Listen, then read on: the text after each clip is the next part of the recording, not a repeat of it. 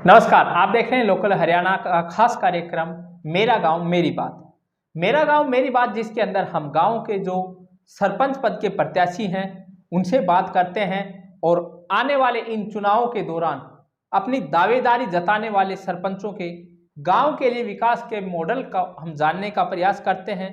गांव के जो व्यूअर्स हैं हमारे, उन तक पहुंचाने का प्रयास है। साथ में जो हमारे दर्शक हैं उन तक उन जो सरपंच पद के जो भावी प्रत्याशी हैं उनकी हम जो सोच है उसको दिखाने का प्रयास करते हैं कि यदि वाकई में उनको मौका मिलता है गांव की तरफ से तो किस तरह का विकास वो करेंगे। और इसी कड़ी में आज हम पहुंचे हैं नावदी गांव। नावदी जो कि महेंद्रगढ़ डिस्ट्रिक्ट का राजस्थान बॉर्डर पर स्थित गांव है, कांटी खेड़ी के पास ये गांव है। और यहाँ पहुंचे हैं, यहाँ से महिला प्रत्याशी हैं योगिता यादव। और योगिता यादव जो है यहाँ से महिला प्रत्याशी हैं और उनके प्रतिनिधि के रूप में अशोक नावदी हमारे साथ हैं। तो उनसे आज हम जानेंगे कि गांव के सरपंच के जो चुनाव हो रहे हैं उसमें दावेदारी पेश कर रहे हैं तो क्या सोच है उनकी, गांव को किस तरह का वो गांव का विकास करना चाहते हैं, इन सभी को लेकर के आज हम अशोक जी से बात करते हैं। अशोक जी नमस्कार, स्वागत है। नमस्कार आपके सभी दर्शकों को, सभी मेरे गांव के सम्मानीय मतदाताओं को उनको वंदन, उनको प्रणाम। आपके चैनल के माध्यम से मैं आपका धन्यवाद करना चाहूँगा कि आप अपना कीमती समय निकाल करके गांव का के विकास के बारे में जो आप लोगों को हमारी बात पहुंचाएंगे, उसके लिए आपका बहुत बहुत आभार जी। सबसे पहले बात करते हैं अशोक जी, जिस प्रकार से चुनावी जो प्रचार है वो अपने चरम पर है, अंतिम जो चुनाव का समय चल रहा है बिल्कुल, और 2 नवंबर को चुनाव होने हैं। तो आप चुनावों की दावेदारी जता रहे हैं, महिला सीट है, योगिता जी यहाँ से उम्मीदवार है। सबसे पहले तो वो बताइए कि योगिता जी जो है, जिस वक्त हम आपके घर यहाँ पहुंचे हैं तो है नहीं, योगिता जी हैं कहाँ? देखिए, चुनाव का पीक चल रहा है बिल्कुल। और योगिता जी महिलाओं के साथ में, अपने टीम के साथ में, डोर टू डोर मतदाताओं के साथ में एक कैंपेन चला हुआ है।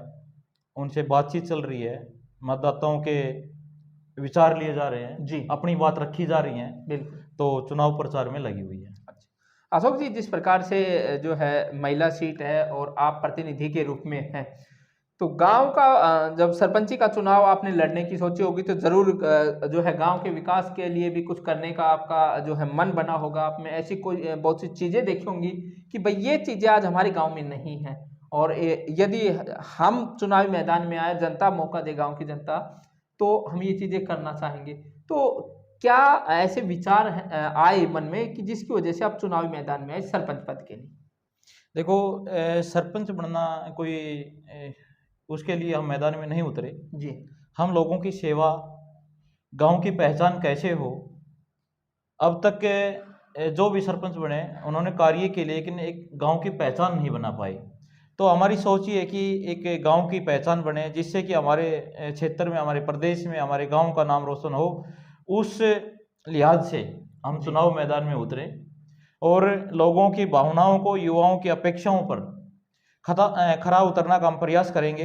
क्योंकि युवा हमसे अपेक्षा कर रहा था कि भाई आप जैसे युवाओं को, आपके परिवार के किसी सदस्य को मैदान में उतारो ताकि इस गांव का विकास हो सके।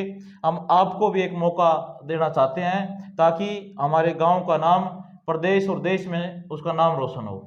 अशोक जी, आपने जो है चुनाव में आने संबंधी तो अपनी बात स्पष्ट कर दी। एक बार जो है विशेष रूप से आपके गांव के जो दर्शक हैं उनको आपका चुनाव चिन्ह है वो बता दीजिए, उसके बाद हम अपने जो है बातचीत को जारी रखें।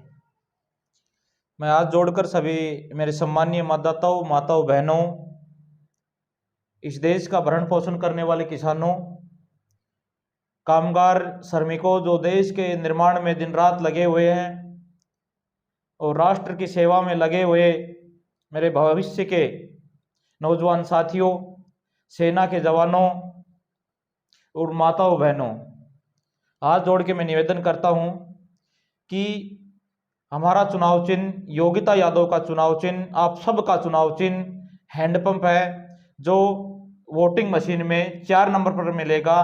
आप सभी से निवेदन करता हूं, आप सभी से हाथ जोड़कर प्रार्थना करता हूं कि आने वाली 2 तारीख को हैंडपंप के सामने वाला बटन दबा करके योगिता यादव जी को विजयी बनाएं। जी। आपने बात की कि गाँव को एक नाम देना चाहते हैं। इस सोच के साथ तो सबसे पहले तो ये बताइए कि जो गाँव में आपने जो विकास का मॉडल रखा है, क्योंकि देखिए जब भी किसी कार्य को करते हैं तो ये उसकी एक रूपरेखा तो हमारे दिमाग में अवश्य चलती हाँ, है होती है, चलती रहती है। कि हमें क्या करना चाहिए। तो ऐसा जो है क्या कुछ आपका डेवलपमेंट प्लान है गाँव के विकास के लिए, यदि गाँव की जनता आपको चांस देती है? देखिए, बहुत सारे विचार दिमाग में चल रहे हैं और एक ऊंची सोच के, लंबी सोच के साथ में, बड़ी सोच के साथ में चुनाव मैदान में उतरना चाहिए। ये नहीं है कि हम केवल अपने घर परिवार या निज स्वार्थ के लिए जी। गांव का सरपंच बनने। चौधर वाली ये जो बात होती है कि अक्सर कहा जाता है कि सरपंच जो है चौधर के लिए चुनाव लड़ा जाता है, तो आप उससे हट करके और डेवलपमेंट पर चुनाव लड़ रहे हैं। देखिए, चौधर की लड़ाई से मैं 100 कोस दूर हूँ। ठीक है, मेरा एक ही लक्ष्य है, मेरी तमन्ना थी दिल की कि मैं मेरे गांव के लिए कुछ करूं। मेरा उद्देश्य था कि गांव में युवाओं के लिए खेल मैदान हो शानदार, जी।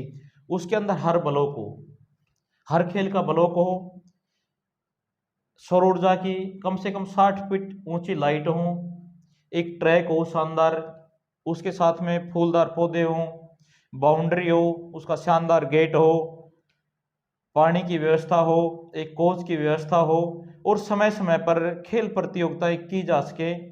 उसके साथ में एक जिम हॉल हो, उसके अंदर एक म्यूजिक की व्यवस्था हो, ताकि युवा साथी जब व्यायाम करें, एक्सरसाइज करें, तब उनको लगे, वो आनंद महसूस करे, वो गर्व महसूस करे कि मेरे गांव में कभी मैंने कल्पना भी नहीं की थी कि ऐसा एक खेल का मैदान तैयार हो सकता है, ऐसी एक जिम तैयार हो सकती है। वो एक आनंद का पल बिताए वहाँ पर और एक उत्साह से वो पूरी एक्सरसाइज करें। जी। तो ऐसा युवाओं के लिए मेरा संकल्प है। जी। दूसरा संकल्प मेरा ये है कि एक ई लाइब्रेरी की व्यवस्था हो, उसमें छात्रों के लिए अलग से बैठने की व्यवस्था हो, छात्राओं के लिए अलग से हो, एक ट्यूटर की व्यवस्था हो, एक भूतपूर्व सैनिक उस व्यवस्था को संभाले, क्योंकि एक सैनिक होता है वो डिसिप्लिन का पक्का होता है। जी। वो ना तो गलत करता है, ना किसी दूसरे को गलत करने देता है। तो ये सारी व्यवस्थाएं हों युवाओं के लिए। दूसरा ये है कि माताओं बहनों के लिए, हमारे गांव की माताएं बहनें सती माता मंदिर में जाती हैं, जी। तो उनके लिए एक संगीत हॉल की व्यवस्था हो, उनके लिए संगीत का सामान हो, तो माताओं बहनों के लिए है। दूसरा, हमारे पास में वर्तमान में जिला सह संयोजक स्वावलंबी भारत अभियान जी। का दायित्व है, तो मैं चाहता हूं कि माताओं बहनों को उसका लाभ मिले। जितनी भी योजनाएं माताओं बहनों के लिए चल रही हैं कि माताएं बहनें अपने आप में स्वावलंबी कैसे बने, अपने आप में आत्मनिर्भर कैसे बने, तो उनके लिए जैसे कि स्वयं सहायता समूह के माध्यम से सिलाई सेंटर या फिर कोई अन्य जैसे कि जूट का या कपड़े का, मतलब जो भी कुछ है, ठीक है, कि वो अपनी आजीविका आसानी से चला सकें, आत्मनिर्भर जो है उनको जी बनाया जाए, जी ताकि जो है घर का जो काम काज है उसमें किसी प्रकार की दिक्कत न जी आए। जी, बिल्कुल। और अगर हम बात करें जिस प्रकार से जो है गाँव के अंदर, चाहे हम सफाई की व्यवस्था को देखें, अक्सर गाँव के अंदर ये भी एक बड़ी जो है मुद्दा रहता है। चाहे गाँव के अंदर जल निकासी, जो गंदे पानी की निकासी, ये भी एक बड़ा मुद्दा रहता है। इसके अलावा स्ट्रीट लाइटें अक्सर हमने देखा है। और बात करें अगर हम सुरक्षा की दृष्टि से, तो सीसीटीवी कैमरे आज के समय में एक बड़ी ज़रूरत हो गई है। सही बात है। तो इन सभी पॉइंटों को लेकर आपका क्या सोचना है? देखिए क्रमेर जी, बात की जाए यदि सफाई व्यवस्था की, जी। तो हमने उसकी शिकायतें भी की और 3-4 साल पहले 27,000 रुपये गांव की सफाई व्यवस्था के लिए लगाए, सभी नालियों की सफाई करवाई, नालों की सफाई करवाई। उसके बाद में काम नहीं हो पाया बड़े स्तर पे।